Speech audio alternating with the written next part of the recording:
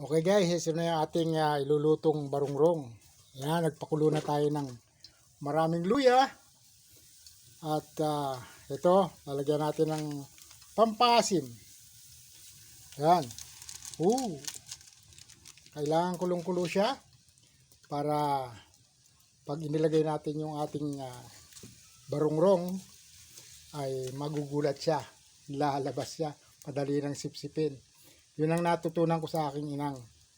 Pagluluto ng mussels, dapat pakuluan, saka biglang ibabagsak o ilalagay yung shell. Ito yung ating suso. Nilinisan natin mabuti ito, pinaikot-ikot para magkakiskisan yung kanilang mga balat. At ito na. Yehey! Sabay takip para makuluan. Ayan. Dito tayo nagluluto guys sa dirty kitchen. Gagatong tayo ng kahoy kasi ang daming panggatong dito sa aking bakuran. Nabubulok lang yan, nauubos lang ng anay. So ngayong summer, malapit ng summer, tumigil ng ulan, kahit ng mga sanga-sanga lang dyan ng mga kahoy na aming tinitrim ay pwede ng pangluto.